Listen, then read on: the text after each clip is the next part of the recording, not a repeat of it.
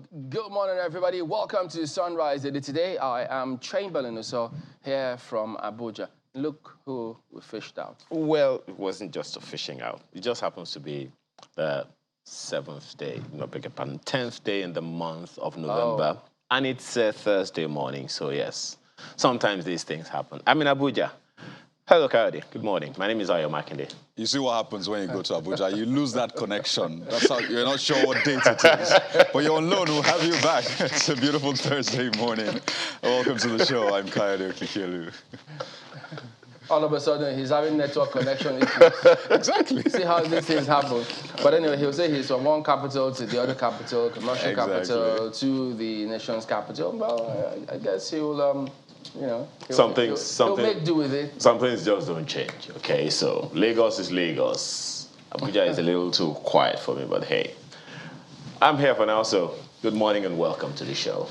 Okay, but we're going to just go right ahead into the dailies. Quite a number of things played out yesterday, and it may be that way for a while, especially, we still have a lot of time for before the elections, the general elections, because if you say just before, it appears as though it's just going to happen sooner rather than later. But the drama is never going to end. I mean, until after the results have been fully declared. Oh, yeah. And, much as several perspectives in terms of concerning the elections now happen first, which is the presidential, then you have the governorship elections and different concerns, not concerns, but different impressions as to, wait a minute, what if we do some things differently, just to keep improving and see how things go.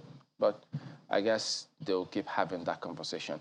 But speaking about some of the events that transpired yesterday, we'll take you through some of the dailies where that is highlighted. And right away, take a look at the Vanguard newspaper, for instance. Their focus is on what transpired in Borno. Look at that. Outrage trails attack on Atiku's campaign convoy in Borno. Scores injured. Vehicles vandalized. Atiku laments alleged APC's rising attacks on PDP. Then you see ACF, Ohaneze, MBF, Pandem, Afenifere, Khan, Oshutokun speak. No attack on Atiku's convoy. Borno Police, APC Chairman Dalori. How I'll provide security, revamp Lake Chad Basin, others. Ascribed to Atiku. Why IU wasn't at PDP's campaign? Ascribed to an aide. So, all of this story here, you see. And then the pictures. Look at this. It says, some of the vehicles vandalized as thugs attacked convoy of PDP presidential campaign rally in Maiduguri, Borno State. Yesterday, the paper saw captions that one. I find it interesting what the police said, no attack. And then all this happened. What does that mean? That I fell and then I went and reported to the police that somebody pushed me or what? Well. It's I don't know. something lots of people also tried to understand, but I'm not sure if there's been any further comments in terms of the PDP responding to what the police said, because it would appear as though when they said they were attacked, then afterwards the PDP spoke, but you would have thought to say, okay, but anyway, it's really confusing. As you said, I guess we'll wait for what happens today, because these things just seem to happen in season films or season movies. But if the police have already said there was no attack, then there's going to be a response. Let's hear again. Let's wait for what the PDP itself is going to say, or what anyone else is going to say in this. It will be interesting what they say. But the vandalization, the attack on people, I find that very interesting. Because it says scores injured, vehicles vandalized. Look at it. So what was the police? Maybe you see several contexts. Are they saying that it wasn't thugs that attacked them, or what exactly? But if it says there was no attack, it's generic. It means no such thing happened. So it would then raise questions as to how do we address this? But if they say it wasn't the people that they say attacked them, it's a different context entirely. So it's something that you just watch and see. But importantly, most importantly, I might add, we should get to that time wherein you don't have violence, being carried out for whatever rallies, whatever gatherings that people have. Can we just engage our brains? Because as opposed to our fisticuffs? Even though they may have accusations going back and forth, the police may say one or two things, but if some other people feel a certain group of people attack them and they have at the back of their minds that we will get a pound of flesh, whatever the police has said at that time may not suffice for those people. So it means that the police have got to be a lot more up and doing. They've got to be really watchful to ensure that no attack under any guise, no reprisals under any guise. Exactly. Because if you start, you never know how it will end. Never. So we don't want that kind of scenario. So they themselves should perhaps take a little further step. And then you see oil theft. Why NNPC engaged private security contractors carry NNPCL boss. That's something you... I'm going to wait for responses to that, because don't forget those who have said that, look, engaging private security contractors meant it was like a... was it Mr. Falana? Said there's like a vote of no confidence in the official security system of the country. So I'm going to, let's just wait and see what can't wait. It's a matter of fact. And then you get to see 8 Nigerian Americans emerge victorious in U.S. midterm elections. We focused on that yesterday, and it's good for them.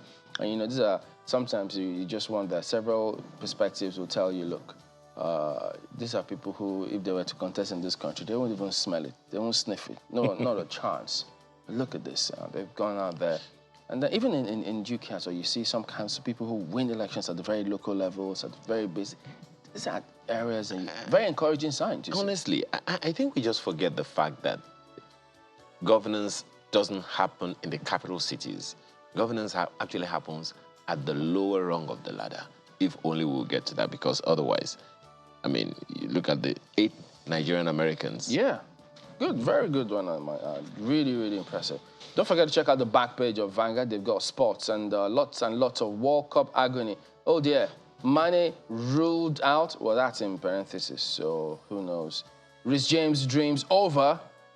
Ancelotti pleased with Real Madrid to sign Osimhen. Well, we would like him to go there. He's a Nigerian lad, so he's playing for one of the big boys. That would be good. I'll let you do Mr. and Mrs. Maybe AY is here. Come on, what did we do to you? Mr. and Mrs. He could do us the honors this time. Okay, so Mrs. is telling Mr. Okay. You call yourself my husband, but you hardly carry me along in anything you do. Is that fair? And Mr. answers, forgive me, dear. Right now, I'm going on a business trip in Katsina. Pack a bag. I'd like to carry you along. Okay. Pack her in the bag or what? I don't know. How's that? Not a political kind of carrying along. Flip to Daily Trust newspaper. It leads with the same story this morning as the Vanguard newspaper. Daily Trust, presidential race controversy trails attack on Atiku's convoy in Maiduguri. Find the details on page 4. Look at the riders. We were attacked by hoodlums carrying APC flags. That's ascribed to former VP. And check out what the police says. It's fake news. Campaign rally held peacefully. So that's part of what I was just trying to talk about. Another, okay, so now look at this interesting twist. Another rider, thug arrested. By who? By PDP? I don't know. And then it's stage managed to score cheap popularity. Wait a minute. Borno is Borno an APC government's APC state or PDP state? Okay, so that explains why that happened. Anyway, the details you'll find on page 4. But look at this one. Right under that picture of a newly acquired high-powered unmanned aerial vehicle being assembled. Petrol to cost 410 naira without subsidy, ascribed to NNPC. Okay. can we just get to it? Please. Get to what? Enough of these threats. 410 naira per Look, litre? let's look. People, have you Say seen the streets? what? Have you seen the streets of Abuja? There are too many queues at all the fuel stations. Yeah, but I don't want to buy fuel for 410 naira per I litre. agree with you. I don't want to buy it either. It looks like you do because you say, let's get to it. But can we just end this impasse? Okay, but that word became popular in 1993. Impasse. Well, dear. that's the details you'll find on page 23. And we want to find out why the NNPC says without subsidy, petrol will cost 410 naira. The details of that you'll find on the inside pages and several others right in. That's the Daily Trust newspaper this morning. Well, quite an interesting day it was yesterday, really, because looking at the front pages, you see stories, very interesting ones. Take a look at This Nigeria next. This is the lead for This Nigeria newspaper. It's on a certain 600 billion naira extra budgetary expenditures, and that's it. Reps probe 600 billion naira extra budgetary expenditures. House committee questions sources of salary, wages in 115 MDAs. Sometimes you just have to pause and, just assimilate, these stories and just wonder what's going on. But that you find on page 4 of This Nigeria this morning. And of course, there's that picture of President Muhammadu Buhari meeting King Charles III. I believe this is actually his first meeting with any African leader. They had that meeting. He met with President Buhari when he was still prince, and now is king, and perhaps he thought, let's return that favor and meet with President Buhari. But I think more importantly is maybe the discussions they had and all of that bilateral, and of course what that will mean for Nigeria and the United Kingdom. But under that, you see that one, amid alleged attack on Atiku's convoy in Borno State, PDP, APC trade words. And as you guys noted, it's just a very interesting one playing out. The PDP saying we were attacked, the police saying, well, they were not attacked. But there was an attempted attack. In fact, we arrested someone who was trying to attack them, and we got stones as exhibits, the stones the person was trying to use. So, you see those images, you hear the account from the PDP, and then you hear the police, and then you hear the other parties in this as well, and you just wonder, when will we really put an end to all of this? Maybe a bright side to this might be that statement from Akwa Ibom. I think it was the Akwa Ibom chairman of the PDP that was saying, well, during this whole campaigning, they will not speak ill of any political party. They will not mention them. They will not even engage in any brickbats. In fact, he said that they will only focus on the strengths of their opponents and not their weaknesses. It sounded utopian, but I really hope that would be what they will internalize and operationalize moving forward. But a couple of other stories on the front page. I'll just take this final one. This one will also interest you. Ararume slams 100 billion naira suit on Buhari over sack as NNPC chairman. Yeah, that's in the court. And it's on the inside pages as well. Let's leave it there for This Nigeria. Interesting one there. Suing the president for, says, wrongful sack. Well, look at New Telegraph. Widening crack. PDP appeals to Jonathan to wade in as G5 governors shun Maiduguri rally. Reconciliation door still open. Wike. Speculations trail Ayu's absence. Police debunk attack on PDP's convoy. Say 32-year-old man threw stones at it. Attack cowardly. PDP. Atiku postpones visit to Kebbi. So you have all of that just packed right in there in terms of what is going on. And then there are several other stories. But look at this one at the bottom strip. Nigeria accounts for highest illicit financial flow in Africa. Ascribed to the ICPC chairman. Nation rich in natural resources, yet poor. German government couldn't be any more correct to that. When I hear illicit financial flows, the question that I'm asking is, were they carried in cash? So it means is going through a system. It has a trail. How did he go? So the president, follow the money. The president has been talking about this thing, IFF, since 2015. Does it mean that we're helpless? I mean, we're talking about, was it small arms and all those things. That's what the president connected it to as far back as 2015. So we know that these things are happening. Are there some people who are out, what's the word when you say someone is not reachable by the arm of the law? Look at this, maybe we'll explain. Country, victim of bad actors, Bachabiamila. I guess that sums it. So who are these bad actors? Are they above the law? Exactly, that's the word I'm looking for. Are they above the law? Or is the law respecter of such persons? Illicit financial flows. Can't we track them? There you go. I always say this, Chamberlain. We have intelligent people in the intelligentsia. Please let them use it. Will this even help? FG to ban AMCON's debtors from government patronage. Who knows? That's New Telegraph this morning. The leadership newspaper seems to have compared notes with the editor of New Telegraph this morning. They have similar headlines. As crisis escalates, PDP leaders woo Jonathan to placate aggrieved governors. That's the story you'll find on page 4 of the leadership newspaper this morning. Look at the writers.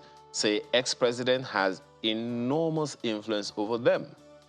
And look at the next two writers. We're still open to negotiation. Ascribed to Wike. And there's this one. I'm inexorably connected with PDP G5 governors. That's ascribed to Bala Mohammed.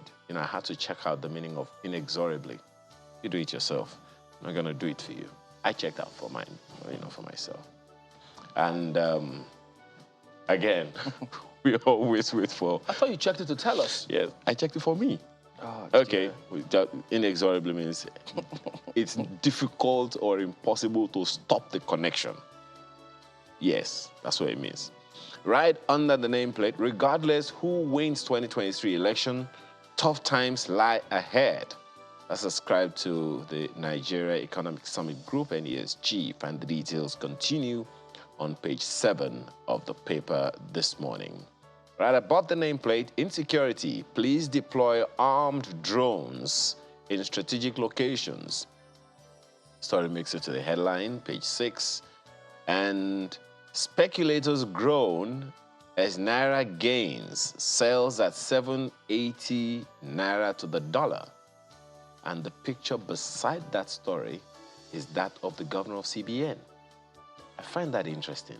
Does that mean that that's the official exchange rate? I don't know. That's the leadership newspaper this morning. I wonder why you're hoarding the definition of inexorable. That's not fair. We've seen our fair share of hoarding in Nigeria, so please don't hoard more. But take a look at Nigerian Tribune, just on a lighter note. It's like a knock-knock situation this morning on the front page of the Nigerian Tribune. There you have it. G5 governors have not closed door against reconciliation. I mean, just in case reconciliation comes knocking. You see Governor Wike saying, well, the door is open. To what extent? Is it open wide? Is it just a little bit? Just enough for a foothold or what have you? Well, take a look at the writers. Autumn recants, apologizes over comments on Fulani. G5 plans different from mine, but I feel their pains. Bauchi governor. So page 4 should give you more details. Looks like page 4 is a prominent page on the dailies this morning, different dailies. Again, and this one is shocking and sad to say the least. Again, suspected kidnappers attack passengers on Lagos-Ibadan Expressway. I mean, just 2 weeks ago, we reported that similar situation. Yes, they were released eventually, parting with ransom, millions of naira. They explained, recounted the ordeal they went through, and looks like yet again we're having that. And you wonder, did we learn lessons? I mean, I saw a write-up saying Lagos-Ibadan must not become Abuja-Kaduna route. But seeing we're having 2 in 2 weeks or thereabouts now, it's really sad. We have heavily deployed police, Amotekun, that's coming from Oyo government, just to speak to the work that is being done by the security agencies as well. Bush to be cleared inwards, Dawn Commission. So That's an update on the situation. We'll keep tabs on that just to give you updates. And just one more for you on the front page of the Nigerian Tribune. NNPC reforms, my life being threatened. That's coming from the GMD. And, I mean, he spoke to that effect yesterday, where he also talked about the security arrangement and all of that. A couple of more stories on the front page of the Nigerian Tribune, but let's leave it there for the Nigerian Tribune. Well, on to The Guardian next. Wasting assets. Experts doubt FG's capacity to fund 20.51 trillion naira budget. FEC approves team to sell, reorder abandoned property. It's government property. Government's proposed asset sales is media propaganda, says officials. Whoa. Which official? Okay, that's the part you need to check out. FG yet to engage advisors. Program will not appeal to foreign investors, says Chioke. Legal constraints could stall process, ascribed to lawyer. Buhari's asset liquidation performance is 0.65%. Only 5.92 billion naira realized from privatization proceeds in 7 years. Wow. Asset disposal model erodes countries' intergenerational equity. That is a deep one there. So, what's the point? You know, if there isn't intergenerational equity, it may come back and bite us in the bum at some point. It is already biting us. If memory serves us right, we should do that. You know, I always talk about this thing that we don't, you know, the different governments, federal and state, don't partner sufficiently. Otherwise, why would certain federal government infrastructure waste, dilapidated in the states, and the states cannot have a hand in it, cannot come to intervene until that conversation between the federal government and the states, a national arts theater, you know what happened recently, and even, you know, the private sector had to come in. So that is also there. That gap needs to be bridged. And you know, for instance, look at this. The picture they use here is Federal Secretariat Lagos. Abandoned, Exactly. wasting. Abandoned, wasting. And so... And this is how many years ago now? How many decades, I dare say? And you know, the thing about this is, well, you also have not just these assets. If you look at other agencies of government, if your assets are confiscated, it's there, it's rotting away, we're losing value, we're losing resources, we're losing funds from those assets. And what we see in other climes is they don't just make sure businesses stop, because they know, in our case, for instance, we keep talking about paucity of funds. But you see those assets all wasting away. In those areas, pardon me, they just manage those assets, proceeds keeps going to government. And then you ensure that it's moving on. It doesn't put pressure on the currency or on the economy. If you remember, Chamberlain, and I'm sure you do, excuse me, the government of President Jonathan audited abandoned federal government projects and property all over the nation, running into trillions. 2016, this same government also audited the same thing, also running into trillions. What has become of that? We know the facts. So what do we do with it? I guess that's the question. Yeah. Let's flip to Nigerian News Direct this morning. And what do you have on its front page? It's about the Borno rally that we talked about on the front pages of other papers. Look at it. Nigerian News Direct has this one on its front page. PDP, APC in war of words. 74 injured persons by APC thugs hospitalized. That's ascribed to Dino. PDP, Dino are liars, says APC. Claim of attack is fake news. Ascribed to the police. Find the details on the inside pages. Several other stories you'll find on the front page, but look at this one. Jimmy Lawal, allegation of forging Ogun PDP delegates list baseless, lacks substance. Ascribed to the media raid. We discussed this, I think it was last week. And then this one, Tinubu not indicted in trending U.S. drug case. As ascribed to spokespersons, not just one. Oh, yeah, and then after people began to bombard us with all those documents, and they're talking about, well, if he says he wasn't mentioned, listed as a defendant in one of those cases, and then they say, how about this one where they look at the circle part where it now mentioned defendant in that particular document. And so, but lawyers then eventually explained and said, well, that part where it was circled that mentioned defendant in that document that was circulating had to do with his property. So the property was forfeited. Sorry, convicted. That's what it's legal. Forfeited, convicted, and then forfeited. Oh. So, I know. They'll say, well, who owned the forfeited property? I don't understand. You convict the property. That's what the lawyer said. Person. That's what the lawyer said. Is that why? Because if you look at where they use plaintiff on that document, and then you see the defendant, they say, well, that's a civil matter, not a criminal one. Okay. So when they say, well, there wasn't any, what's that what they use? Criminal charge and things like that.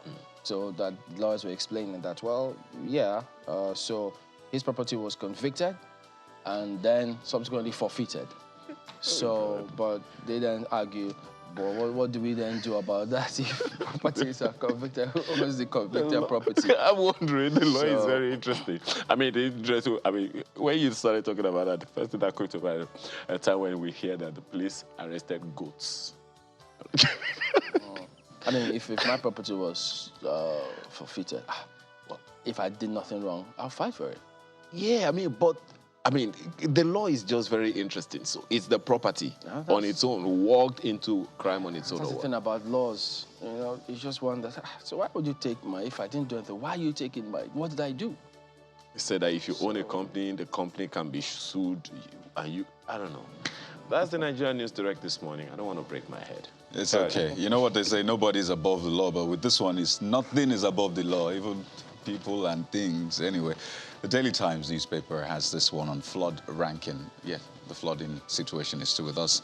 Presidency Defense Humanitarian Affairs Minister says calls for her resignation inappropriate. Yeah, there have been calls for her resignation, especially by states who felt our situation is not being properly represented. And that's the angle from the federal government. Insists minister working diligently.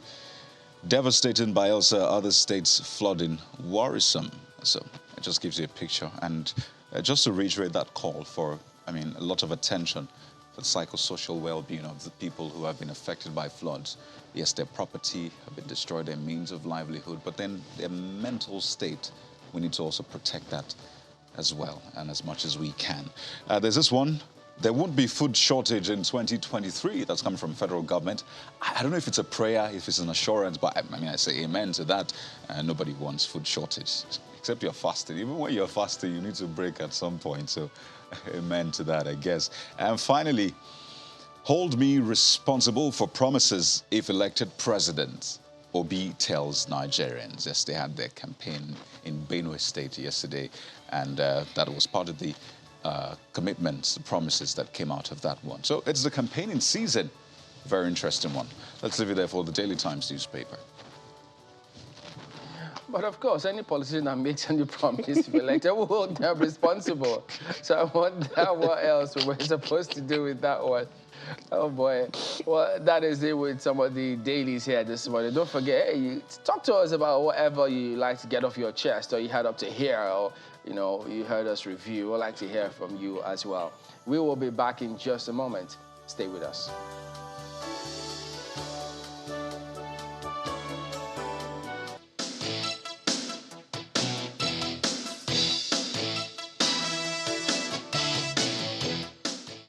Having unbundled the petroleum industry through the Petroleum Industry Act, the House of Representatives Committee on Anti-Corruption is holding this summit to create a platform to harp on the need for transparency and accountability in the oil and gas sector.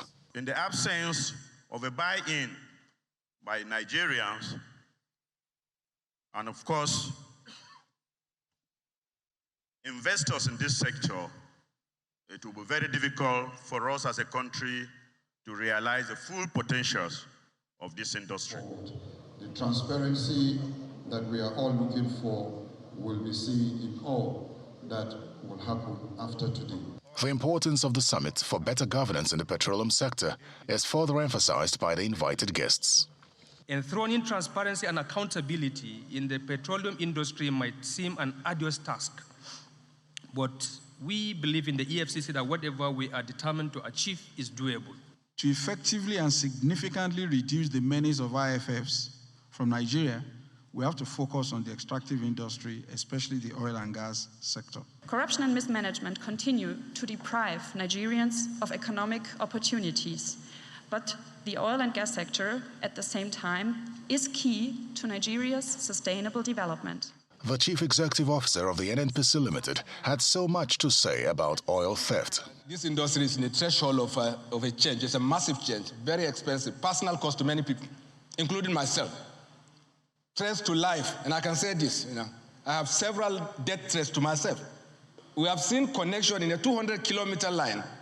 You have up to 295 connections, illegal connection to your pipelines. We are left with no choice than to involve private security contractors. And it worked, because that collaboration at the level of the community and the private contracting complemented our government security agency. They have done great work. That you have a situation where your production came down to about 1.1 million barrels from high of 1.8 about January of last year. Because there are a lot of misconception around the field that when you come down to 1.9, the balance is stolen. No, because companies will stop injecting oil into the pipeline the moment they discover that it cannot get to the terminal. The summit is then declared open by the Speaker of the House of Representatives and the Senate President, who are both represented. The technical session of the summit will look to address the future of the NNPC and regulations in the energy sector to deepen transparency and effective governance for Nigeria to maximize profit. Terry Ikumi, Channels Television News.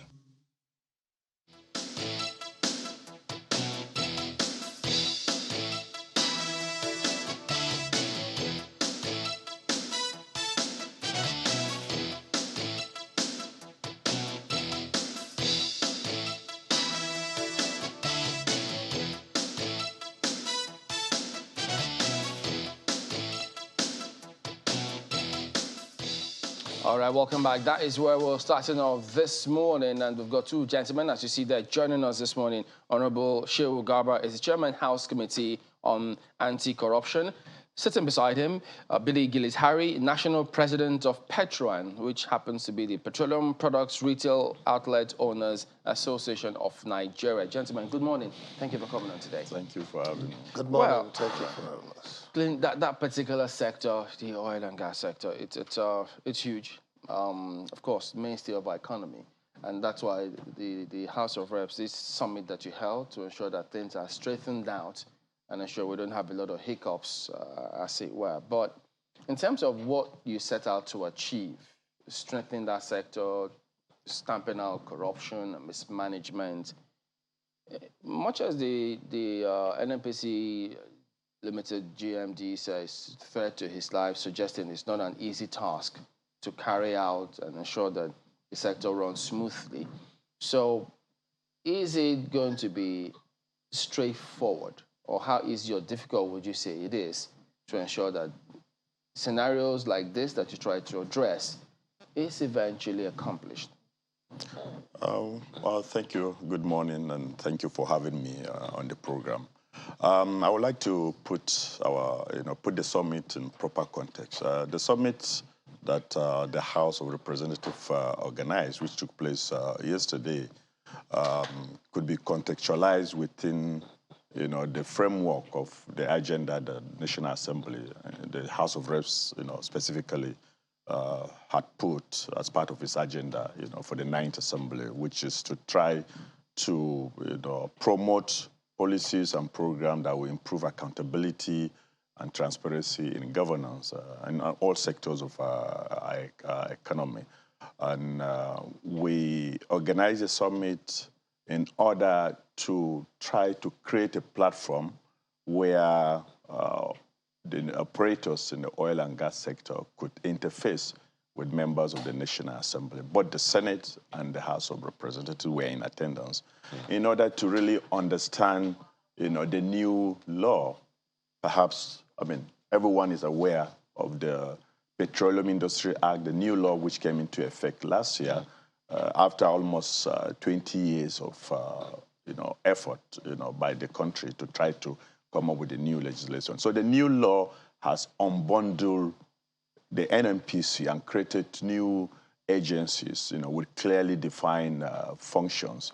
And we thought it was important that we create a platform to interface with these operators so that we can understand, what is the new, operational modality, both of the NNPC and of the agencies, so that issues could be best understood, because you cannot talk about transparency and accountability when you don't appreciate the manners of operation. And that platform was to, my apologies, is that to say that, the interventions of your committee, the oversight functions of your committee was not able to discover some of these things?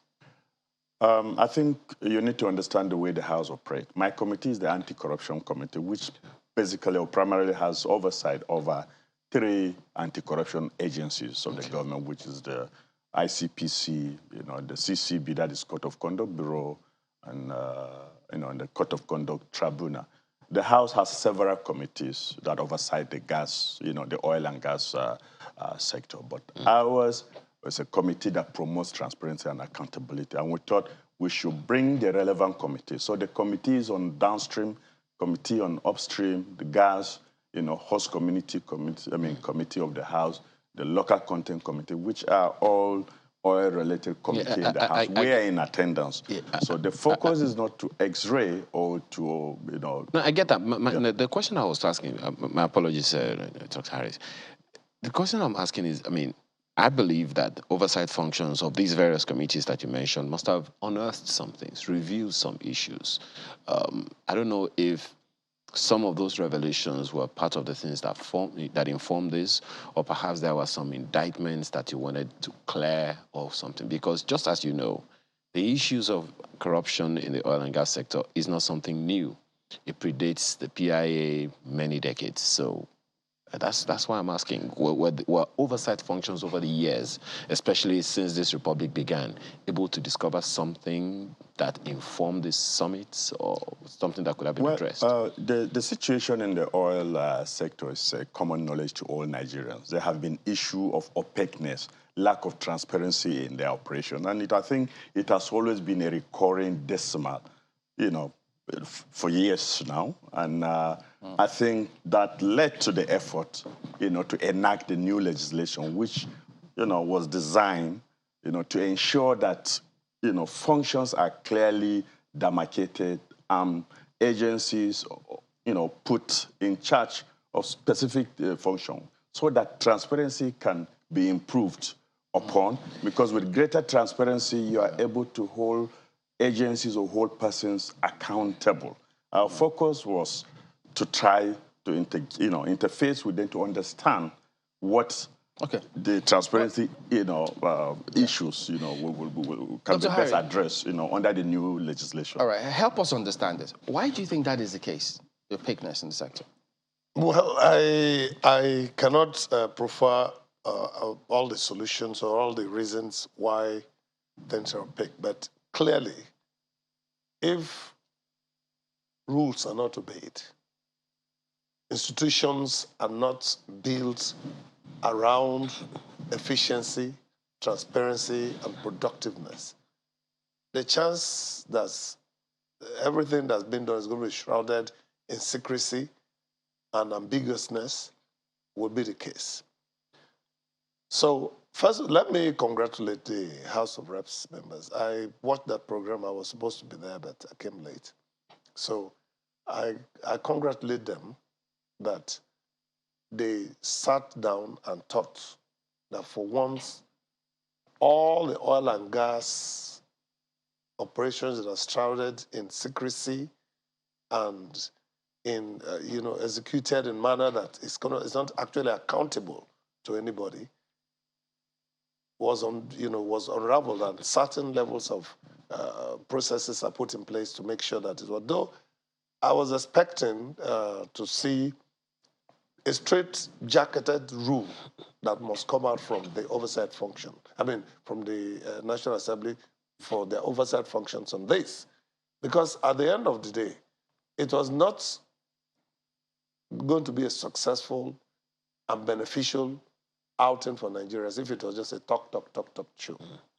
So I'm happy that I'm meeting with the chairman of the committee, which I believe that hereafter will still interface because we are the most impacted in the downstream area. And so long as these oil and gas operations are shrouded in levels of secrecy and we are not going to be efficient. What kind of rules were you expecting to see? Well, I was expecting to see, for instance, the interpretation of the PIA, the rules of why. Of course, you see in the PIA is a very large document. So it will be difficult for any one person to say, I'll sit down and understand everything. But we can take it in bits and pieces. And this committee has done a good job to pull out the issue of transparency and pursue it. So what I was expecting to see was, what are the extant rules that are embedded in the PIA that should be the new order? NNPC, major marketers, the oil majors that are doing the production, operators, how do you operate? And then the finances, how do we work it in such a way that such things like, some omnibus statements like subsidy, and such other languages can now be clearly made. Listen, I appreciate the GMD of NNPC yesterday, the CEO of the NNPCL, trying to, really present the facts clear, straight. But I expected that the committee, in the end of the program, will read out a clearly defined riot act that going forward, this is how it must be. All right, what you speak to seems to point to one thing: execution at the center of all of this. Exactly. So, Honorable, your committee can oversight. That's the best you can do, and then you recommend. He talked about those rules. But yes, you respond to the rules, to what he said about coming up with those rules. But at the end of the day, it still comes down to execution as well. So it means that the executive have the biggest questions to answer in all of these things. I want to, re-emphasize that my committee is a transparency committee that fosters transparency. We do have specialized committee in the House that oversights the various operations, in the oil sector. But the downstream, we have a committee for gas, we have a committee, for upstream. They do conduct oversight functions, and I'm sure there are issues, with operations of the industry, which they contend with, during their oversight functions.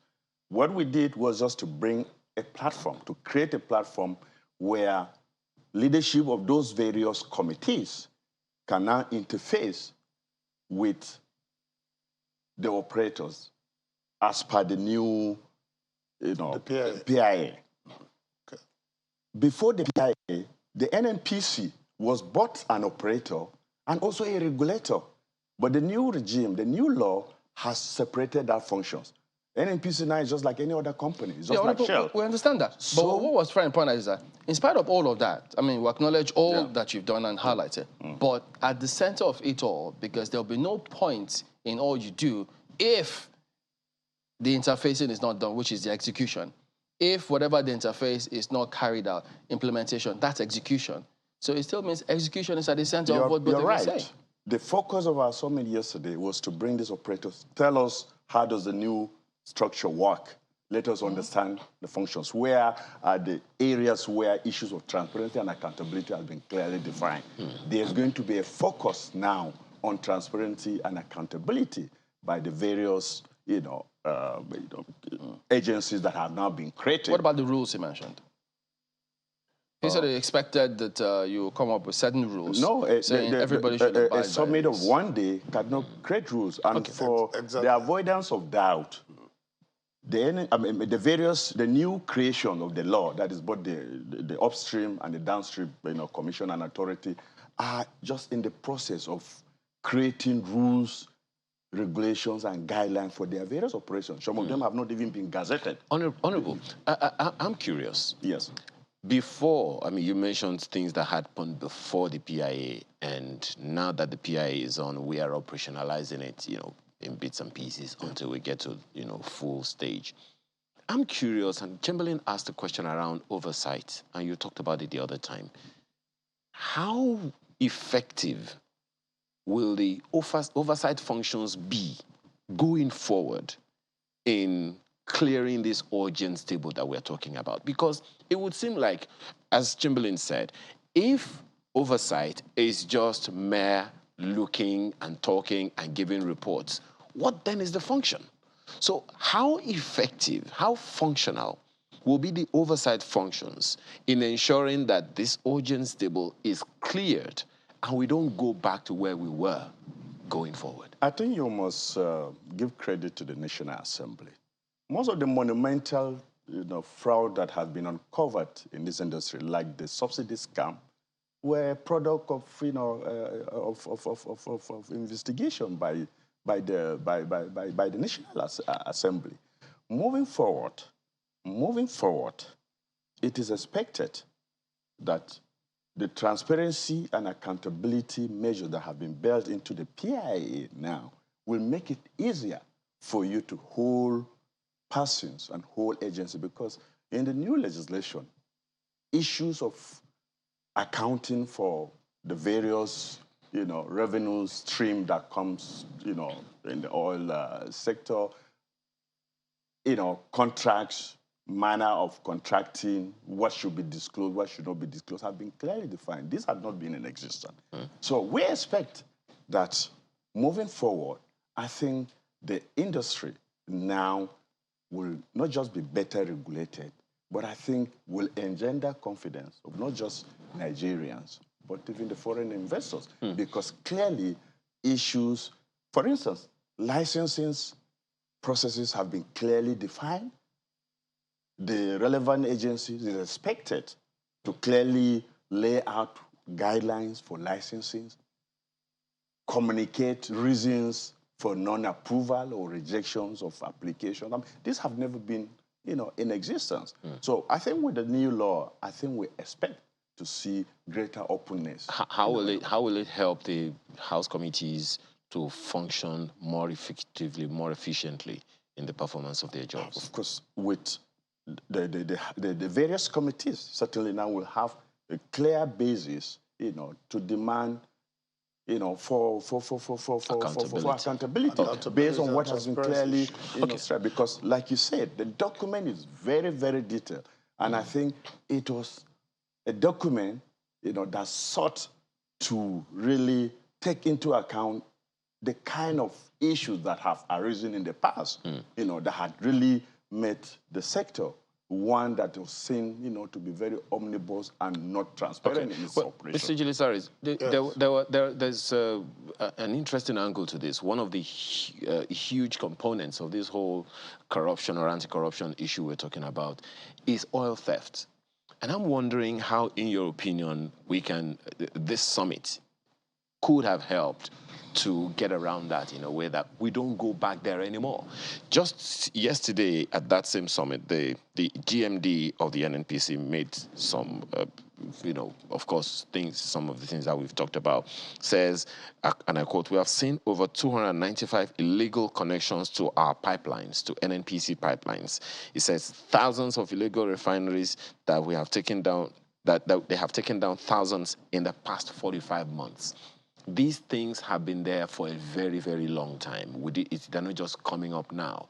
So in terms of oversight, in terms of supervision, what have we missed that made these things to happen, in your opinion, as an operator, that will, if we don't reverse the trends in a particular way, we're going to go back there?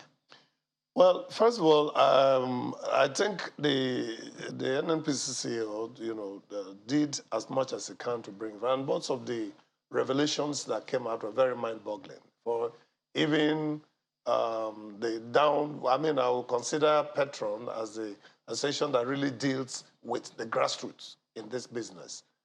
Because if you have an oil block, you will refine, you will explore, you will drill a well, you will produce crude oil, then you refine, then you distribute to us. We are the last mile, the last critical mile. So for even somebody like me, that information was mind-boggling. 295 illegal pipelines that have been in operation for God knows how long. And then also the number of, well, I don't call those operations illegal refineries anyway. I mean, those are cooking pots of some kind, you know, that's bringing out diesel and kerosene for Nigerians to use.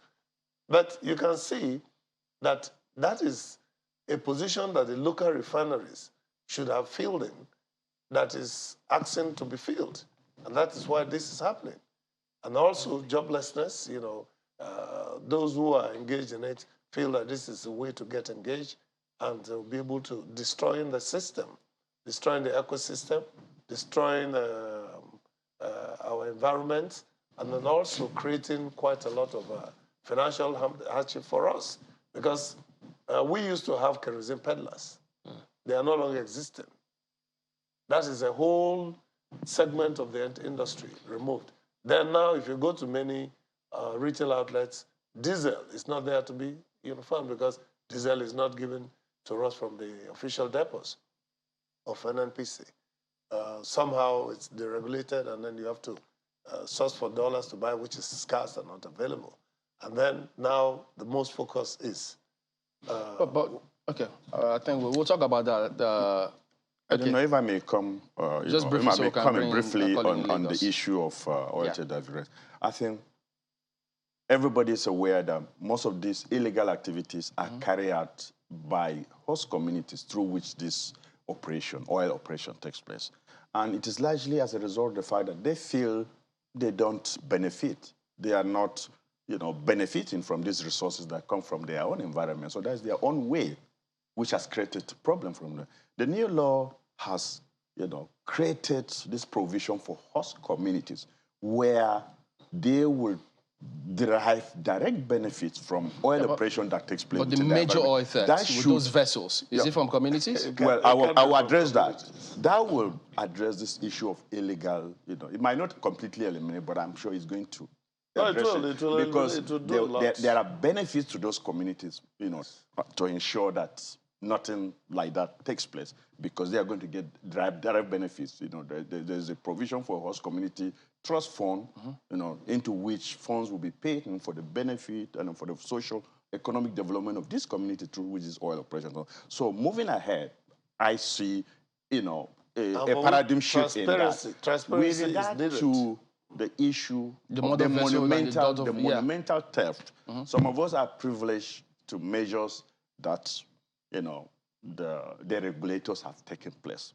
It is mind-boggling. Right now, the relevant agencies in the oil DSM are able to view real-time activities in all the oil producing. Is there going to be a prosecution of those people who are responsible? Of course. If you can now monitor, you can see real time. No, I'm talking about the ones that have done it before, those who stole before. Well, that is left to, you know, the enforcement agencies. That's part of what we expect this corruption summit to highlight. I can speak for that, of course.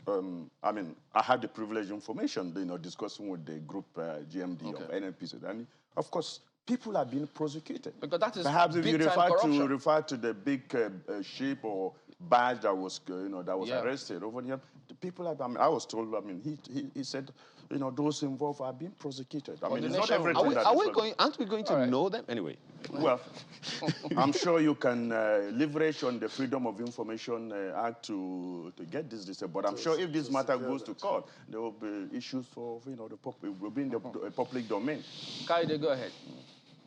Berlin, let's put some other things in public domain, because we can't talk about transparency and accountability in the oil and gas sector without, you know, speaking about the whole gamut. Yes, there's the upstream, but then the downstream, which is where a lot of Nigerians, millions of Nigerians actually operates in some sense. And I mean, we started off the show talking about fuel scarcity in Abuja, the price of petrol particularly. In Lagos too, fuel scarcity, some don't even have at all. And I would like to begin with Mr. Gillis Harry on this because, I mean, he is involved with a retail outlet and all of that. He has an overview of what exactly is going on. So speak to us, by extension to Nigerians. Help us understand what exactly is going on this time around, because we need to have transparency and accountability in that sector as well. What is responsible for this latest fuel queues, scarcity? I mean, some are buying it for 200 and above. What exactly is wrong? Is it the forex situation? Is it the flooding? I mean, flooding, I think we have at least overcome that to a large extent. They talk about a daughter vessel, transport costs and all that. What exactly is responsible this time around, Mr. Gillis Harry? Well, the reality is that until we have our local refining capacity enhanced, improved, efficient, and in consistent production, because every day petroleum, especially PMS consumption in Nigeria, is rising. We are not going to be able to say this is when this is going to end. First, of course, you know, the floods created quite a lot of issues into the northern areas because almost all these depots that are sending product to the north, especially Abuja, are situated in Lagos, Calabar, Delta, and River State. And with all the routes, you know, affected by the flood, that became a major constraint. But Nigerians are very creative and hardworking. We're able to still find a way to make sure that when petroleum product loads in Port Harcourt, if there is any product in Port Harcourt loaded, of course, which has been feeding the north mostly, at least they can manage to pass through Enugu, pass through the 9th mile, and then get down here after a lot of gridlocks, you know, to pass. But as far as Lagos is concerned, if there's scarcity in Lagos, it's simply, or if there is any price issues that come up in Lagos, it simply tells and addresses the fact that there is just no product in the depots. That's the reality. So as far as price is concerned, let me explain this to all of us. Petroleum product pricing is supposed to be dynamic, in the sense that if we bought from PPMC depots at the PPMC price, everybody is expected to sell in the retail outlets at 165. But if we have to buy from other depots who have bought from PPMC and have to ship it and go through the necessary protocols of delivering to the depots from where we can take, of course, the price will be higher, much higher, not slightly higher, because the cost is dollarized. Everything about petroleum product is dollarized. So that is just what is happening. And then another set of people will be looking to say, oh, look, my station is dry. All the people in this area don't have petroleum product. Will it be better for us to leave them buying adulterated PMS with water and with other kinds of dangerous chemicals, which is being sold for 300 naira, 400 naira per liter? Because when you get a gallon of 10 liters, they are telling you it's 3,000, it's 3,500, it's 4,000. So clearly you can do the maths. So that's what's accounting for that. But as far as Petron members are concerned, and I keep insisting that, any of our member that is caught selling product that he bought from PPMC at a price that is supposed to sell at 165, or at least 174 as is being sold in NNPC retail outlets, we will provide a means to sanction that person through the NMDPRA. Okay. And also the PPMC. Mr. Gillis Harry, just a moment. We need to go on a break now. But, I mean, we're just at the surface, just like crude oil. We need to drill deeper so we can get a better sense of what is going on, really, and maybe avert future occurrences, as you said. Maybe that might be tricky until we have our refineries, but still there are things we might be able to do. So please stay with us. You're welcome back. Well, we're taking on that huge task of ensuring transparency and accountability in our oil and gas sector. It's one sector that has been, well, for lack of a better term, described as opaque over the past decades. And we can actually do better by ensuring accountability and transparency. We've been joined by Mr. Billy Gillis-Harry, who is the National President at Petron, joins us from Abuja studio, as well as Honorable Shehu Garba, Chairman House Committee on Anti-Corruption. Thank you, gentlemen, for staying with us. So, Mr. Gillis-Harry, just to be clear, Abuja's fuel queue started before the floods. In fact, there have been queues almost in perpetuity now in Abuja, Lagos on and off. So maybe floods, clearly not responsible for the Abuja situation, especially before the floods.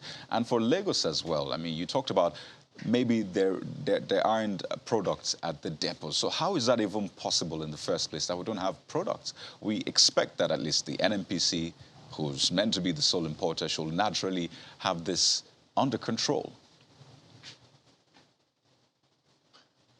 Well, NNPC has business models, and it will not be, I will not be in any position to be able to dictate how the business model works, of course, which is why we keep insisting that there should be a level playing field so that all of us can be importers and producers of PMS in Nigeria. So I can tell you without a shadow of doubt that the Abuja situation was mostly logistics problem. And the issues that came up in Lagos are related to supply issues. That I can tell you. But for today, if you went to 10 retail outlets in Abuja, at least 50% will have product to sell. The queues are still long, but there's product. And people are not patronizing black markets as they were patronizing a couple of weeks or months ago. So I give that credit to all the agencies, the security agencies, NNPC, PPMC, and even us. I mean, I can beat my chest and say that Petron is also doing our own bit to make sure that the users of petroleum products have access to products. Okay. So that's the reality. Okay, I'll come to Honorable Garba in a moment, but still with you, Mr. Gillis-Harry. So while we wait, or at least while we work on perhaps local production, as you suggested, level playing field and all of that, I imagine consultations are ongoing. Right now, a lot of people are buying petrol for 200, more than 200. Some are lucky enough they're buying for 180, which is still above the official pump price. So would you say that in the meantime, while we try to get to that destination we hope for, is maybe 200 naira, 210 naira a fair price, such that those who are in the business, naturally, who want to make profit and they have to go through all of these hurdles, at least they make their profit and the people get the product. So it's 200 naira, 210, is it a fair price, at least compared to the 410 naira, which you say people have to pay if subsidies removed? Well, I'll be even very surprised if 410, I'm not an advocate of doom, but I like to be very realistic. PMS is a very, very critical factor in the growth of our economy because everybody has to drive car from one place to another for effective production for that day's work and even the night's work. So at the end of the day, it's a product that must be bought. That's why people are patronizing the black markets, even as it is today. I will suggest that we try as much as we can to make provisions for effective and efficient alternative transportation that will help, even when the regulation sets in place. 200 naira per liter is high. But I can tell you today, if you get product to buy in most of the retail outlets that have to struggle to get product at 190, it shouldn't be frowned at because it's much better than going to buy a 10-liter jerry can for a 10-liter can for 4,000 naira, and you are not sure whether you are buying petrol or you are buying water, because that's how dangerous most of us as Nigerians could be to ourselves. So I think that price dynamics is something that must be left to the vagaries of the economy, to the rules of demand and supply. And let's make our local refineries to work by all means possible, because so long as we are importing and our PMS transactions are dollarized, it will be difficult. Today, officially yesterday, the GMD was talking at official price about 400 and something naira to a dollar. But we all know that everybody that is dealing in dollar-denominated transactions today are buying for over 818 naira. So let's face the facts and address it. If today I have to buy 1 million liters of petroleum product at the market price, and the price of PMS today, I believe all of us Nigerians are educated, is there on the platform. Right. You can just Google it. What's the price of PMS today? And you see it. All right. It's all dollar denominated. So the earlier we try to domesticate our energy consumption and protect it, the better. And I encourage NNPC that's leading to do so. But we should all focus on a level playing field, right, where we should also have access to Forex to be able to buy and to sell and compete within ourselves. Let me take this to Honorable Garba. I mean, you can land on that point quickly, Mr. Gilisari. Yeah, I wanted to say that the communications section today is totally deregulated, and all of us are enjoying that. All right. So let us also be looking towards petroleum and then utilize whatever subsidies we are bringing to other, very, very effective and useful areas. Okay. Well, Honorable Garba, so, I mean, at the end of this conversation, I think the goal clearly is to help the people out there who want to approach filling stations and get the products for their vehicles, generating sets, and all of that at the appropriate price. I should put that. But for you, in the work you do, it looks like there's still lots of opaqueness in the sector.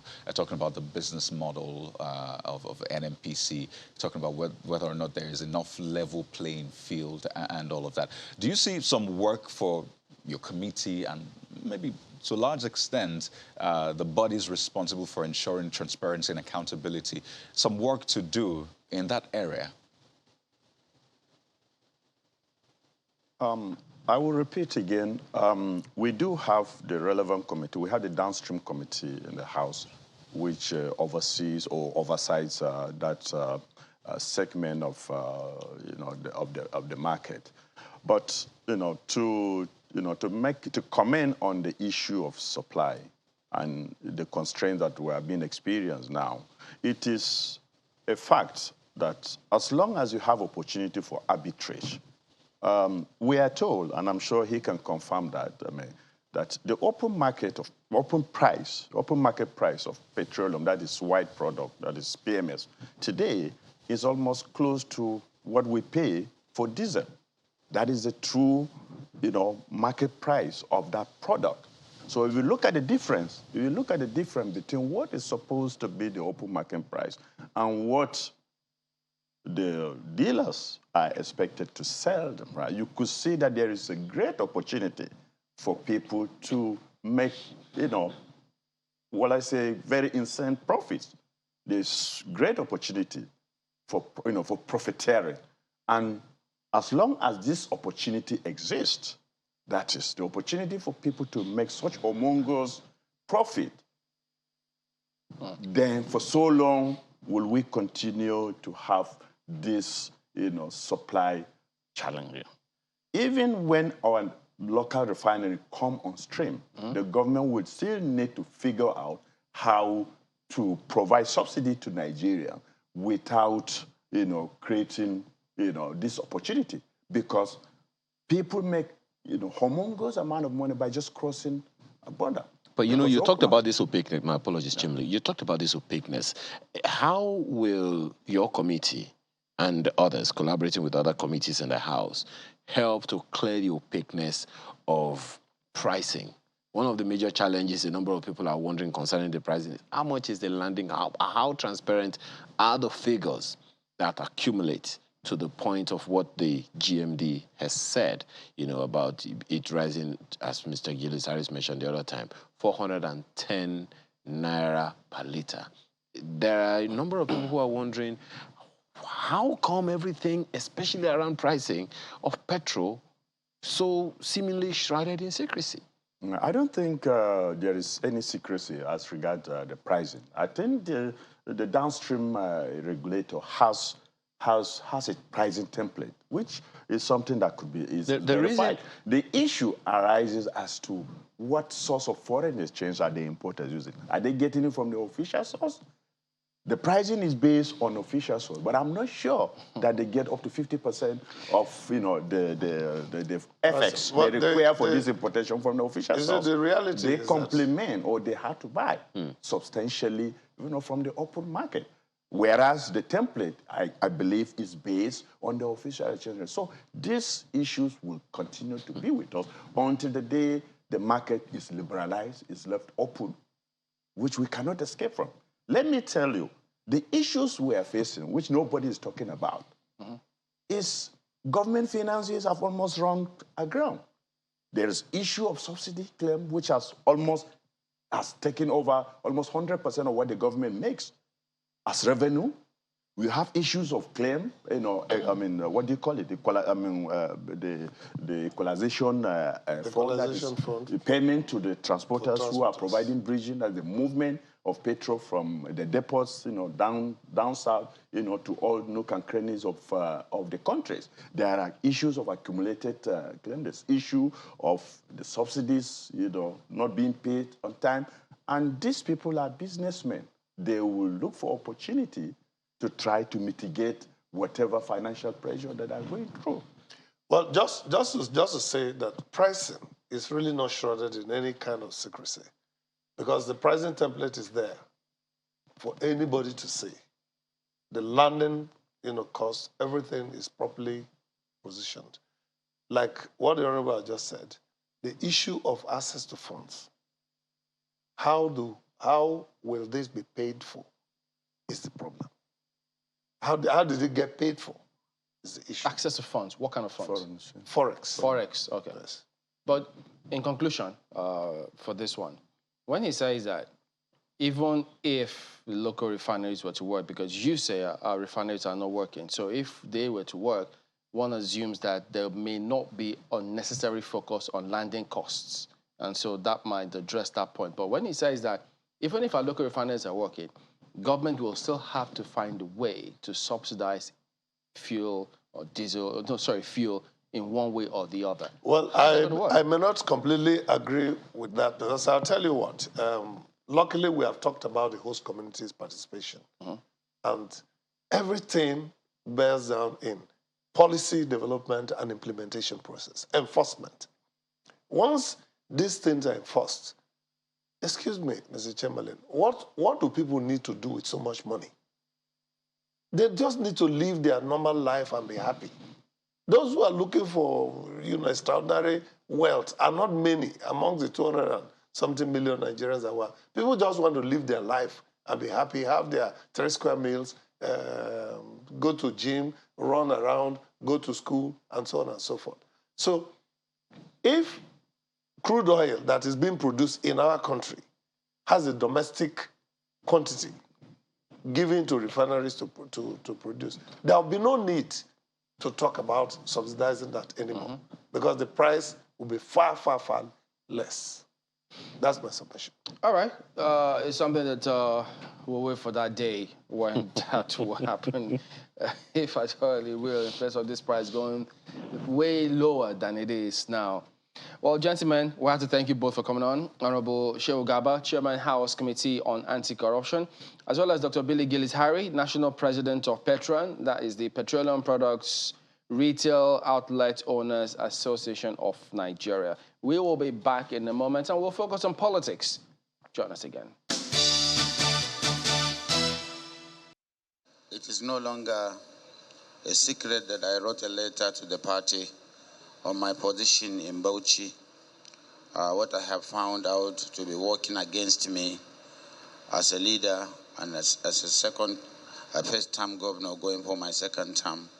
And I wrote it with all honesty and sincerity and with a deep sense of fidelity. And that is why the party invited me to go and discuss with the flag bearer of the PDP, our leader, Alhaji Atiku Abubakar. And we discussed extensively, and I have gotten some explanations because the letter I wrote was not only written by me, it was written by the PDP family in Bauchi and the government of Bauchi. We are here for reconciliation. We have never closed the door for reconciliation. All we are saying for equity, fairness, and justice. That's not, in fact, that is the hallmark of what PDP stands for equity, fairness, and what? Justice.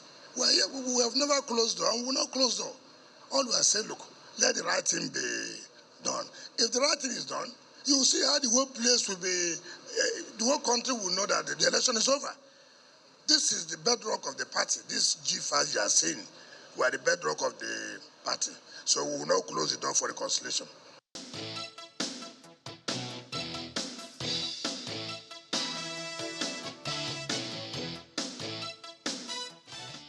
All right, welcome back to Sunrise Daily. Well, focusing on developments within the People's Democratic Party. We've got two gentlemen joining us. Senator Olakanwogu is a member of the PDP. He joins us from Rivers State. As well as Matai Asado, also a member of the PDP, joins us from Minna in Niger State. Gentlemen, good morning and thank you for joining us on the program today. Well, Senator, let me start with you on this matter. Listening to that meeting, of which you were also featuring there, and when you hear the governor speak about we've not shut the door for reconciliation, how do we interpret this? Does that mean now that, is this some form of truce on the part of the governors? Well, good morning, Chamberlain, and to all the viewers. It's important to put things in perspective. There is no time Governor Wike shut any doors on the party or anybody.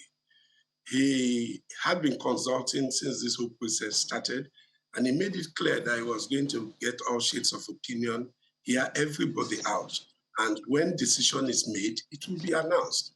And there is no time he has announced an alternate party. When he's had issues to grind with the party, he has expressed them, but he has never said, I am not doing PDP, I'm doing that party or the other party. So the process is on. The elections are still quite several weeks, in fact, months, but at the best, several weeks away. And there is time for everybody to come to some understanding if it is possible. What he has stood on is principle. For the principle, they are not movable, they are not alterable, they stand. But for the process, it's available. And if common sense prevails at some point and people begin to look at, okay, what's this man saying? What are the merits of what he's saying? What accommodation can we make? Of course, discussions will be held and things will move forward. But to move from those principles will be unfair, will be unjust, and will not be right. Other than that, the party is available to talk with him. He's talking with the party. All goodwill, people of goodwill, leaders still visit him and talk to him about way out. And he's quite receptive. So the G5 will continue to look for ways to resolve this because it's a battle based on principle, not against the party. Because, I mean, there's been several reports saying that the Group of Five will not support the presidential candidates of the party. So what will common sense be in this case? Yeah, because things are evolving. They say we will not do this. Then people are talking, and it appears some people are maybe in a position to address the concerns they have. If the concerns are addressed, then they have a responsibility to move things forward. It's about the concerns raised. There are talks ongoing. People are expressing dissent. People are complaining. People are seeing the result on the field. in terms of the party campaigns and the movement. And many are saying it's difficult to move without Governor Wike. It's difficult to move without the governor of Enugu, without the governor of Abia, without the governor of Oyo, without the governor of Benue. PDP leaders who wish well for the party are seeing development and they are intervening. And so long as people keep talking to the governor, of course, he's listening and is receptive. But the hope is that ultimately, as they talk to the governor, they talk to the other parties too.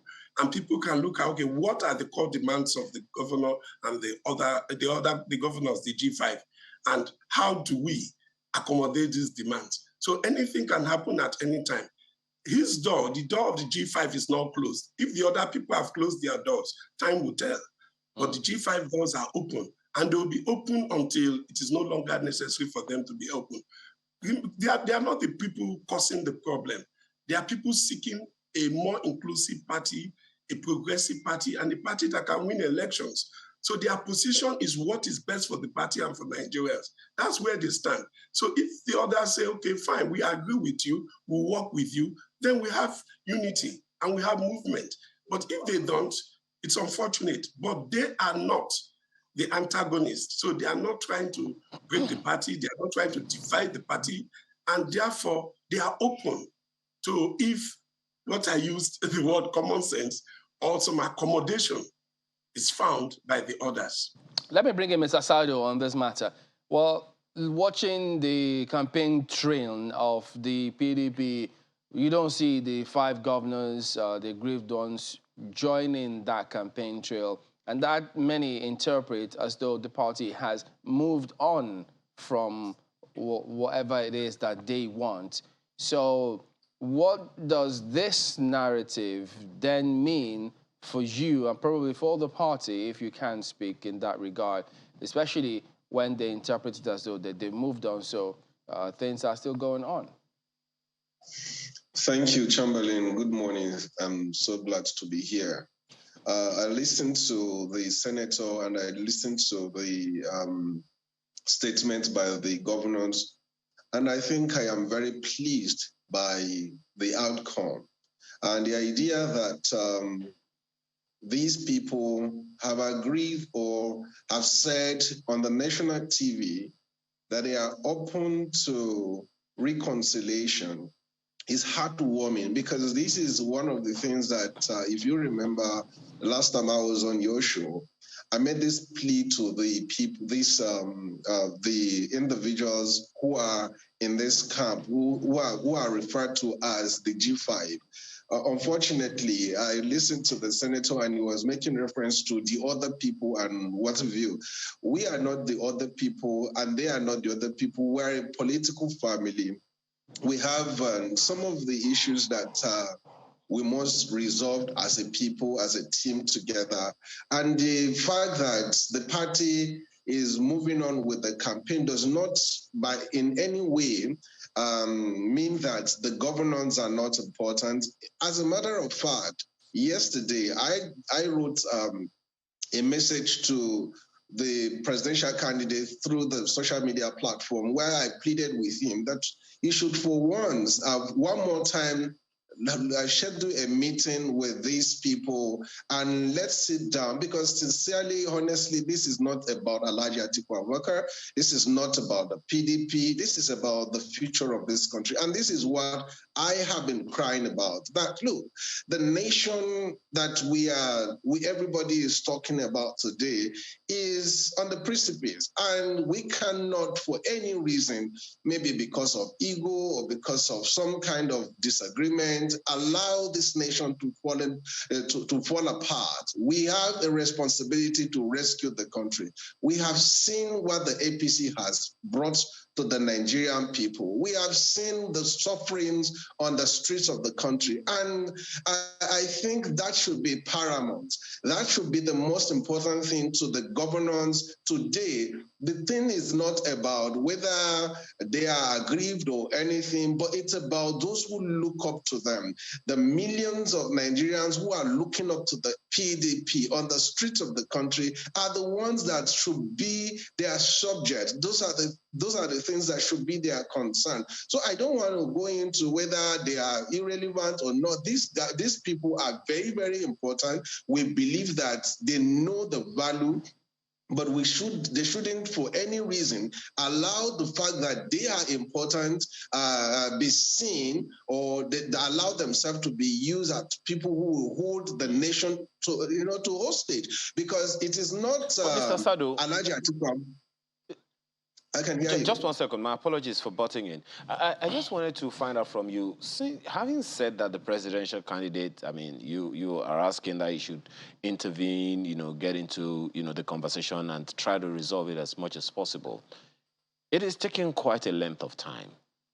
There are some who will be wondering, does that mean to the candidate or to the party that the issues being raised by these governors are not that important?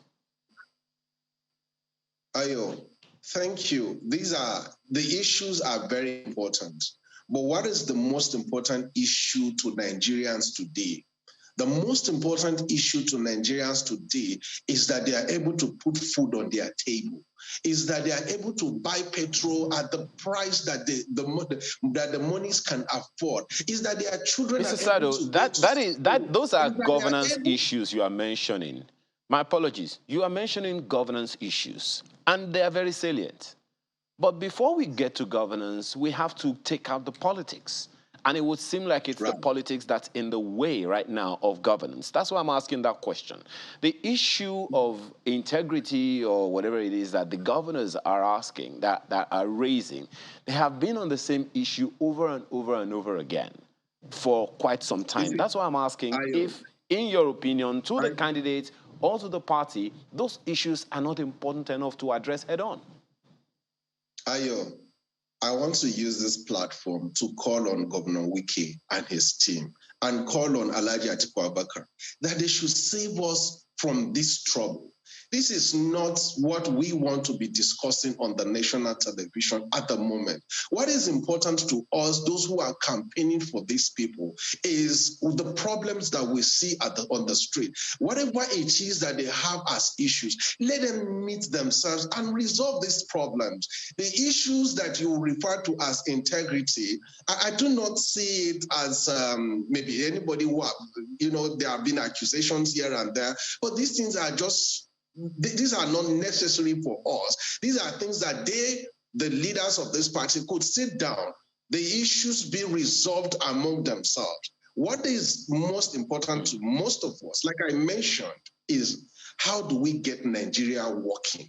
For them, it is politics. And they must get politics away from governance, because what is important to us, the reason why Matthias Tado joined the PDP is because he believed that PDP has the capacity to be able to restore hope for Nigerians. And that is what is important to Matthias Tado, not the politics. So if there has to be a political play that will affect that idea or that will affect that outcome, I, for one, will be aggrieved. So if they do not take away... Yes, I'm listening to you, Ayo.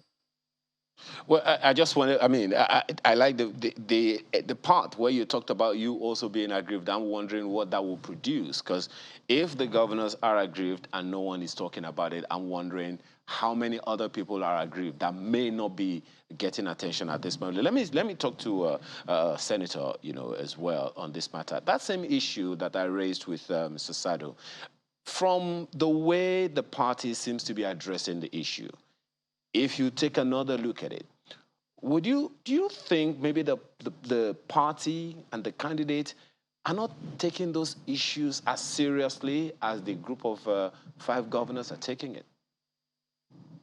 Yes, I think so. I think we are being, as a party, either negligent or we are playing the ostrich. Even my colleague on this panel, it's easy to say everybody to share their salt.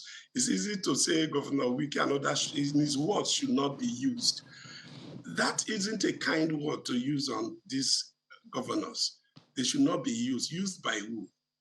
These are people who came to, participated in the process of the party, and there were fundamental issues. First, the convention had certain issues. Governor Wike noted them, but never took any issues on them. He ran the election, he did not win, he congratulated the winner. However imperfect or perfect it was, he congratulated the winner. They said he was going to be vice president candidate. A process was set up. He was the person who the party preferred. He was not taken. He still didn't make any issue. The presidential candidate himself told him, Ayu cannot be sustained as chairman of the party. Ayu himself came and said, if the candidate comes from the north, I will give up. I will leave. And he simply said, okay, let's do this. It's the right thing to do. Move this position to the south as a way of getting an inclusive and a balanced party leadership as we move into the elections. And to also keep the words that we told people. Our national chairman told people, this is what I will do as a thing of honor, so that the fidelity, the bond, the contract we want to have with Nigerians will be something that is based on truth, will be something based on trust, and something cannot be broken by anybody at will. Let's learn to say things that will mean. At that point, the national chairman said he wasn't going anywhere. And in fact, a vote of confidence was now given to him at a function presided over by even our own candidate. At that point, people start wondering, where exactly are we going? And these governors have said, no, the fundamentals must be put right.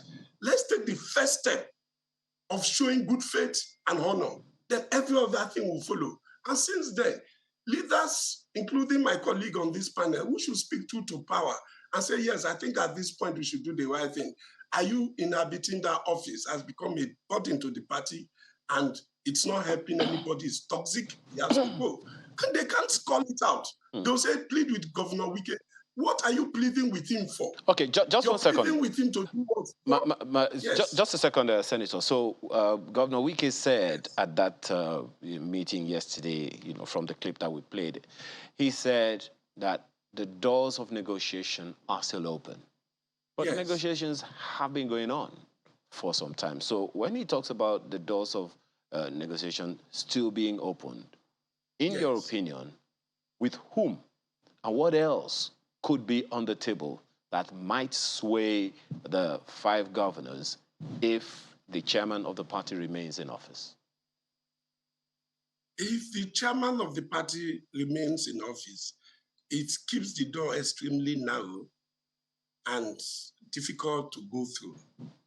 If he decides today, realizing how unhelpful his stay in that office is to the PDP, to the candidate, and to the party, and he saves the candidate of the burden of being such an impediment to his ascension to the presidency of this country, and decides I will do the right thing, the honorable thing, it will bring confidence, it will bring enthusiasm, it will bring belief in people that we are still men of honor and men who say something and will do it. And you see everybody coming together and working, because what we want to do is not just win an election. Like he keeps saying, there are many problems of Nigerians. We want to win an election and actually be different and do the right things and save this country and do the things that will improve the lives of our people. But we need to know that we are honest about it.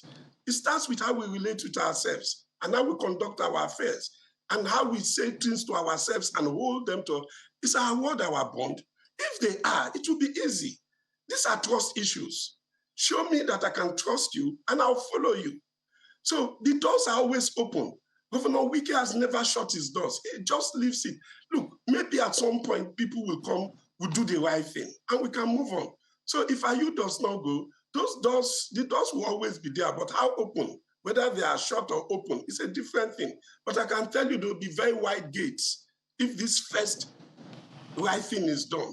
Is the irreducible minimum of the things that set the page of trust active. Once you do this. Yeah, but we've heard several times how the presidential candidate has maintained his stance concerning whether or not the chairman of the party was going to leave that position. So is the group of five, why is the group of five still expecting that that stance will change? Because as things have gone on, the campaign train is moving on, they're not revisiting the matter, they've not changed their stance concerning whether or not they're going to drop it, because from all indications, it appears to have stuck to their ground, saying the chairman cannot be removed or cannot step down at this critical point. I don't think they said I think the candidate left it to the chairman to make that decision. He didn't say he cannot step down. Everybody already knows the position of the chairman. Yes, yes. And that's where it's a bit unfortunate. Because if the chairman decides to stay in dishonor, why can the party not have the courage to call him to order? A party that is unable to speak truth to his own chairman that is in dishonor has a problem. So going forward, if the campaigns are on, that's fine. Governor Wike and others are not stopping the campaign. But they too are politicians. And they have the capacity to exercise their own political expression in such ways that it matters. And they are going to do so. But Senator, who has more to lose here? Because the Rivers governor would like his party to win the governorship seat. The Benue State governor perhaps may want to go to the Senate. Ditto for Abia State governor, Enugu State governor. So Oyo State governor wants to win re-election. So really and truly, who has more to lose? Well, I can tell you from my own perspective, all the governors of the G5 will win the elections they desire to win. I can tell you that because what they fight for is just, is fair. People resonate with them. People tell them that's the right thing. People are happy that leaders can find the courage to be different, even with their own, within their own party, to say the truth and stand by them. Now, on the national picture, I don't know, because Nigerians will decide. This thing is before Nigerians. Are you comfortable with what's going on? If you're comfortable, go ahead. Do you like that people will say things and not keep them? If you like, go ahead. If you don't like it, then call them to order. I know that the PDP is a party we are proud of, and it's not about the PDP. It's about the current leadership of the PDP. Yeah, but at the same time, Senator, we've also seen that in this climb, when the presidency goes to a different political party, they usually have some sort of influence on how the elections turn out, either for the governorship or for the reps, state assemblies, and the likes. So if PDP doesn't win at the national level, the presidency, wouldn't it affect the chances of those governors to get whatever they want politically? There is something the G5 governors have not said, and I think we must all be patient till they say it. They say what they will not do, but they have not said what they will do. So whether the presidency will go to another party or how they will configure it, that is still what they've kept in the bag. And I think for strategic reasons, they have done what they have done. They've kept it. And I will not try to give you the impression that I know or try to conjecture or give an opinion to what they will do. But what I do know is that they certainly have a clear understanding of what's going on or what they will do. And they've kept it. And when it's right, they will tell Nigerians, based on this and that, this is what we are doing. And however it falls, I think the integrity that the PDP must hold towards Nigerians is what they want to defend and protect. And they will unveil all of that. People will understand and see. It's going to be quite illuminating, but I think we must be patient for them to get to that point. All right. Right now, they feel their doors. They are still hoping that somehow, people will see that things are not working the way they thought. They thought the G5 would just fizzle out. They never thought that these persons will even stay together. Now, not only are they staying together, there are chances there will be G6 and even G7. Because if he says, my colleague says he is not happy, people who are not happy are speaking out. And it's not because they are against PDP. They are saying the way we are going about things, our internal leadership should be addressed so we'll be better. And it's a marker of fidelity. It's a marker of our capacity to keep with Nigerians, the honesty. If we are not honest internally. Well, whether or not they're going to be 6 or 7, it's another matter entirely, because even the 5, many are questioning the commitment of the 5, because, I mean, if you hear the narratives coming through from your governor, some a bit confused as to where his stance actually is. But let me bring in Mr. Sado on this one, because you say the 5 governors have said what they will do, but they've not said what perhaps many will interpret as they may be the consequence of their actions. But Mr. Sado, for those who think, well, if you say you're not going to support us at the presidential level, people are running with that, saying, okay, so if they'll not support your party, how then do you see this playing out? Conjectures. These are things that a lot of people fabricate to put out there for the purpose of just getting attention or having something to say. The governors, I do not believe that these honorable men will go the path of being a member of a political party and decide to work against the political party that they are members of. So let us leave that outside. But I want to call on my... But Mr. Sado, that has happened before, hasn't it? Well, you see, it then speaks to honor. It speaks to the honor of those who practice such kind of attitude. But like I was saying, I want to call on my senator brother from Rivers State, who I believe several times he has spoken for Governor Wike on this platform and several other platforms, that look, the most important thing that I believe is that we as a party must look at the moment now is how do we team up to rescue Nigeria. And this is going to continue to be my message, is going to be my statement that, look, for as long as Nigeria is the way it is, being run by the APC, being destroyed by the APC, PDP cannot for any reason allow to fail the Nigerian people. You know, he said a lot of things about equity and all that. And we also understand what is happening in Rivers State, primaries and all that, but nobody is even dragging all this. If you're talking about the capacity and publicity and public acceptance of Governor Wike, why do we have to be recruiting 200,000 people for polling unit management and all that? These are things that are actually there, but we don't want us to drag these issues.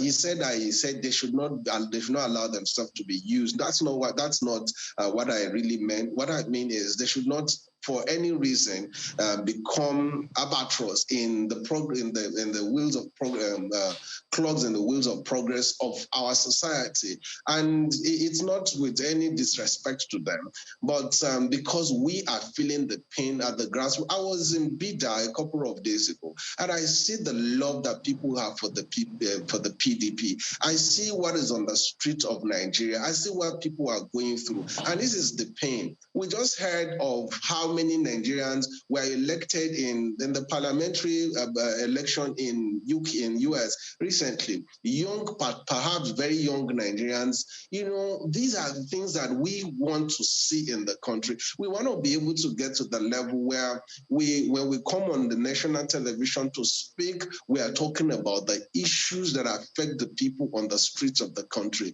And like it still goes back to the same thing, Mr. Sado. Yeah, you said that, you know, over and over again, and it is quite understandable. It goes back to the same issue that we have raised about the politics of governance, which the first leg has to go out before that of governance really takes root. Now, you said something the other time, perhaps trying to just concretize a point that you were making about the fact that you also could be aggrieved if the right things are not done. As Senator Wogu said, that one governor has come out openly to express himself and align with the 5 governors. And he also alluded, as you heard him earlier say, some other governors may be joining. It means, and you also cited the other time, that you also could be aggrieved. perhaps then it means that there is a lot of displeasure within the PDP that are just being covered up just so as to make sure that the house is together. Now, it would seem then that the mechanisms for resolving issues and, making sure that the house stays as one within the PDP isn't as functional or as strong as it ought to be, isn't it? Yeah, you see, in fact, thank God you mentioned that I'm going to be, I will be aggrieved if the right things are not done. I went into an election and I lost out in the primaries. And the moment the elections were over, I reached out to the people that contested with and the winner. And I said, look, the most important thing for all of us now is to look for how to win the election. In fact, a committee was set up and they were supposed to dispatch a group of people to come and visit me in Kaduna to have a conversation with me. And when the chairman of that committee reached out to me, I said, no, it's not necessary. You do not need to risk your life coming all the way to Kaduna to come and meet me to say you are doing reconciliation. I'm a party man. I've joined this party because I believe that I have something to offer. And I believe that most people who are contesting for election, who contested for election, did this because they have something to offer. If for any reason they were not picked at the point of the election, all you need to do is to put your ideas on the table of the person that won the election and say, look, how do we work together to get this job done? So really, that I will be aggrieved, that does not mean that I will now look for a way to destroy the party or look for a way to bring down the party. You cannot, for any reason, say that because how the house is leaking and water that it's pouring on your head, you should bring down the roof. All you need to do is look for how to amend the roof. And that's what we are saying to the governors and what we're saying to the leaders. And like, honestly speaking, I'm not blaming the G5 governors. I'm also blaming our presidential candidate. And I'm calling on him on this national TV this morning. If he's watching this program, look for a way to reach to these people, because I've been inundated by a lot of calls by people who believe that I have access to him, that please call on, let them look for a way to resolve this issue. This issue is beginning to affect a lot of people on the street, not because of the fact that they think that we cannot win the election, but because it is beginning to eat up into our own program. Times that were like this. All right, gentlemen, I should have been we need to wind down. I should have been able to say a lot of things about the good things that Alhaji Atiku Abubakar has as a plan. But look at what we have done for the past 25 minutes on this beautiful platform. All we are talking about is the crisis in the party. We have not been able to talk about how to grow the GDP of the country. We are talking about oil and the issue of refineries and all that. All right, these Mr. Sado, are the things that we need to go. Has, and we are not able to speak about these things. And every time we are invited to a platform such as this, I want our leaders to go and resolve these issues behind the closed doors and let us focus on. It's up to them to do that. So, thank you, Mr. Sado. Let me get a final word from Senator Umogu. But if you want to, perhaps in addition to whatever it is that you want to say, but just a quick one on this. We haven't actually gotten a lot of politicians' perspective on this Naira redesign of the CBN and how many thought that they are targeting politicians and all of them who have stashed away monies illegally acquired will be up for it. What's your impression of all of that, though? Well, quickly, I think it undermines stability. It's coming at a wrong time. This idea of people stashing money wherever they think those monies are, I think are an illusion. We like to believe that monies are locked up everywhere. Now, if our Naira has to buy dollars and people have hidden their Naira somewhere, it means those Nairas are not active. They are not playing a role in inflation. They are not playing a role in dollar exchange rate. So how do you blame high dollar rate and high inflation on those monies that are hidden? It doesn't make sense to me. If those monies are active, you say there's too much money in circulation, but you have money which you claim people have hidden. They are out of the banking system. They are they are not playing any economic activity. So they are not the problem of what you're trying to solve. You're trying to give value to an Naira. You're trying to bring down inflation. But critically, what affects dollar rate, it's your dollar earnings. Our oil has gone from 2.4 million barrels, we are doing barely 1 million barrels. Okay. So we are earning half. 2, diaspora earnings are part of what we get. That's part of what sustains us. 3, we import too much. We don't produce anything, and there has not been any plan to increase our production. 4, borrowings. We used to borrow a lot of money, and while we're borrowing $3 million, $4 million, it appears we had money. Now we are having to pay back interest and part of the monies we borrowed. So debt servicing has gone up. And you don't service your debt in Naira, you service in dollar. So the key problems are not people hiding money. Now you're passing this onto the ordinary citizens. First, you said from middle of December to the end of January, elections are in February. What are you trying to do? Even to do I just think that it's going to cause so much chaos and punish people, because to even obtain voters' card took us several months, and you're asking us to exchange all the currency in this country in barely 6 weeks. Well, we'll see what how all of this plays out, because they've got that timeline. So we'll keep tabs on that.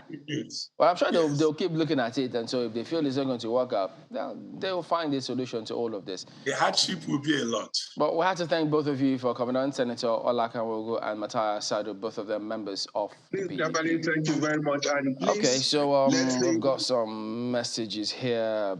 Bernard and Professor Nahena, let's see, can we? Okay, well, Professor Nahena says, look, we must outgrow party politics to fix the oil sector by implementing PIB. This will tackle the systemic rots in petroleum industries. If energy sufficiency was to be the only agenda this APC administration achieved, then we'll be on our way to industrialization. Quickly, Ejike says transparency must be enshrined in our petroleum sector, especially the NNPC. Have we verified our national daily fuel consumption? What about our subsidy regime? The Dangote refinery will not magically solve all our fuel problems, he says.